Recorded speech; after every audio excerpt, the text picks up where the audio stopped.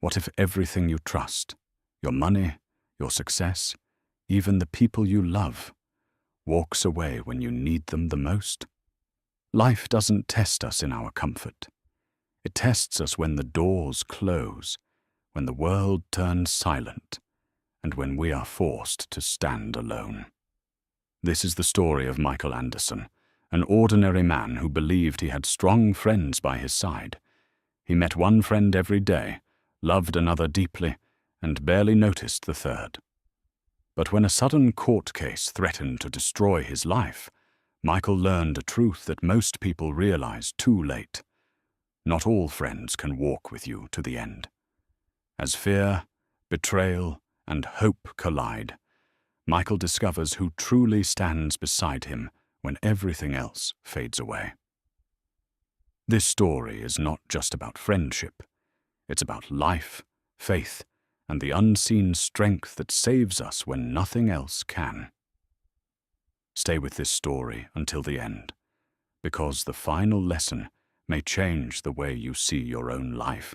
There once lived a man named Michael Anderson, a quiet, hard-working American who believed he understood life well. Michael was not poor, nor was he extremely rich, but he was comfortable enough to believe he had everything under control.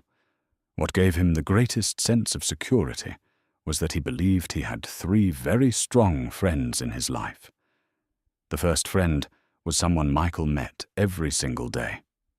This friend was always with him from morning till night. Whenever Michael woke up, this friend was already waiting. When he went to work, this friend came along. When he planned his future, worried about tomorrow, or stayed awake at night calculating risks, this friend was always present. Michael trusted this friend deeply, believing that without him, life would fall apart. The second friend was someone Michael loved dearly, but met once every week or two. He valued this friend emotionally. This friend laughed with him at family gatherings, stood beside him during celebrations, and shared his joys and sorrows. Michael often said, "No matter what happens, this friend will always stand by me." The third friend was different. Michael met him only once in several months, sometimes just for a short while. Their meetings were brief and quiet. There was no loud laughter, no grand promises. Yet whenever they met, Michael felt a strange peace, though he never paid much attention to it. He considered this friend less important because he was not always present in daily life. Life went on smoothly, until one unexpected day, everything collapsed. Michael suddenly found himself accused in a serious legal case. The charges were severe, and the consequences could destroy his reputation, his freedom, and everything he had worked for. Terrified, he rushed to a well-known lawyer named David Collins. After reviewing the case, the lawyer looked at Michael gravely and said, "This case is extremely strict. If you want to survive this, you must bring a witness, someone credible, who can stand in court and testify that they truly know you and believe these accusations are false." Michael's heart sank, but then he reassured himself. "I have friends," he thought, "strong friends." The very next day, Michael went to his first friend, the one he met every day. With desperation in his voice, he explained the situation and said, "I've been accused in a serious case. I need you to come with me and testify in my favor."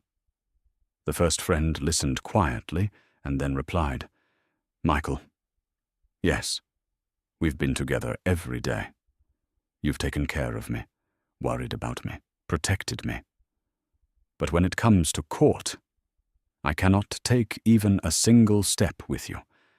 I will stay right here." Michael felt as if the ground had slipped from beneath his feet. Shocked and deeply disappointed, he walked away, his mind spinning. How could someone I depended on daily abandon me now? Still, he reminded himself of his second friend, the one he loved deeply. With hope rising again, Michael went to him and explained everything. "Please," he said, "stand with me in court. I need you now more than ever." The second friend sighed and said, "Michael, I truly care about you. I can walk with you up to the courthouse door. I'll support you emotionally, pray for you, and wish you luck. But once you step inside, I cannot testify for you." Once again, Michael felt crushed. His hope weakened further. Two friends, both close, both important, yet neither could truly help when it mattered most. With nothing left to lose, Michael finally remembered his third friend, the one he met only occasionally. Unsure and almost embarrassed, he went to him and told him the whole story, expecting little. But to Michael's surprise, the third friend's eyes filled with determination. He placed a hand on Michael's shoulder and said confidently, "I will walk with you. I will stand beside you in court. I will testify in your favor. And I promise you, this case will end. You will be freed." Michael could hardly believe his ears. The friend he neglected, the one he barely met, was the only one ready to stand fully by him. True to his word, the third friend went to court with Michael, spoke the truth boldly, and defended him without fear. In the end, the judge dismissed the case, and Michael was declared innocent. Only then did Michael truly understand. The first friend he met every day was his wealth. Money, property, buildings, land, and material possessions.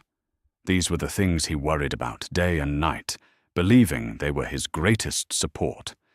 But when life demanded true accountability, they could not move even a single step with him. The second friend was his relationships: family, relatives, wife, children, siblings. They loved him deeply and supported him emotionally, but they could only walk with him to a certain limit. Beyond that, everyone must face their fate alone. The third friend, the one he met rarely, was his soul, his love for God and the good deeds he performed with pure intention. These were the only things that stayed with him when everything else fell away. Michael's life changed forever after that day. He began nurturing the friendship he had long ignored.